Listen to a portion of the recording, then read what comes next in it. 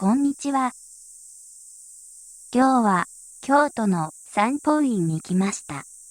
日本庭園好きの自称庭女子の私が素人なりにここのお庭の鑑賞ポイントをお話しさせていただきます。三宝院は京都の伏見の笠取山にあります。その建物は国宝に指定されており、庭も国宝クラスの特別名勝に指定されています。もちろん、世界遺産にも登録されている日本の財産と言えるお寺の一つです。三宝院は醍醐寺の本望的存在です。醍醐寺は、醍醐水という水が湧く笠取山に空海の弟子の利元大師が874年に観音像を祀ったのが始まりです。しかし、1470年の応仁の乱で、醍醐寺は50の塔を残してほぼ消失。その後荒廃してしまいます。そして、安土桃山時代に政権を取った豊臣秀吉の後押しがあり、義援僧侶によって醍醐寺は再興されました。醍醐寺は桜の名所だったため、復興した寺で、豊臣秀吉は盛大な花見を催しました。そして、その翌年もまた花見を企画。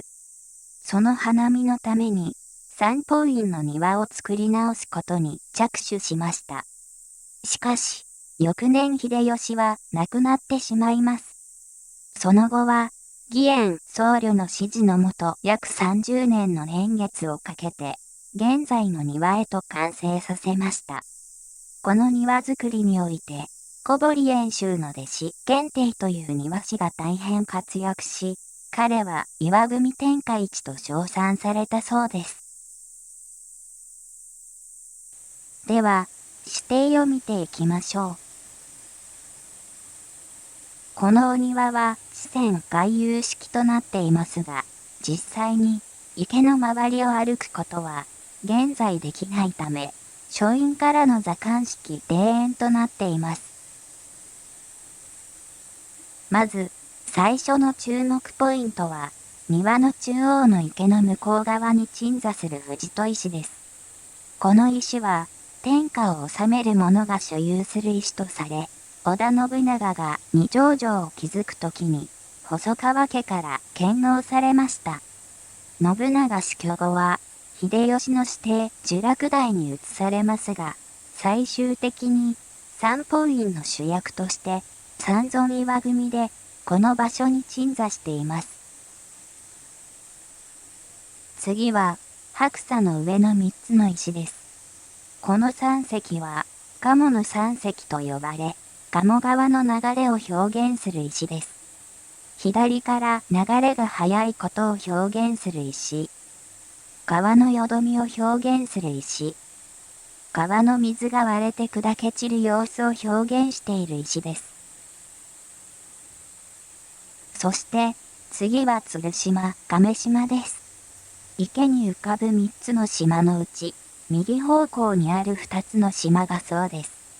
木の橋がかかっている方が鶴島で、苔の生えた橋がかかっている方が亀島です。鶴と亀は向かい合わせに配置されています。これらのモチーフは長生きしたいという祈りを意味します。特に注目なのは亀島で、源定独特の岩組や築山が築かれています。これとそっくりなものが、源定が作庭に関わった南禅寺金地院でも見られるそうです。この庭は、橋が多いのも注目です。戦国時代以前の庭では、池に浮かぶ島に橋を架けたりしなかったのですが、いつ命が狙われるかわからない戦国武将たちは、船で使いを出すよりも、自らの足で、いつでも島へ赴けるようにと橋を架けることを好んだそうです。そして、この庭の BGM を奏でる三段の滝が、一番奥にあります。この滝を流れる水は、冒頭で紹介した笠取山から湧き出る醍醐水です。滝を流れる時に水の音が変化するように細工されているそうです。そして滝の上には素敵な枯山水があります。苔でできた模様が可愛いお庭です。この庭は酒尽くしの庭と呼ばれ、苔の模様はひょうたんやとっくり、杯を表現しています。そして廊下を進んでいくと正月亭という建物があり、その眼前に見事な滝岩組のお庭が広がっています。この1ミリの無駄もなく築かれたお庭は、茶室からの座観式のお庭です。江戸時代末期に作られたものだそうです。最後に、見忘れてはいけない場所があります。この唐門です。門は黒漆塗りで、天皇家の御門の菊と、豊臣家の御門の五七の霧が金箔で施されています。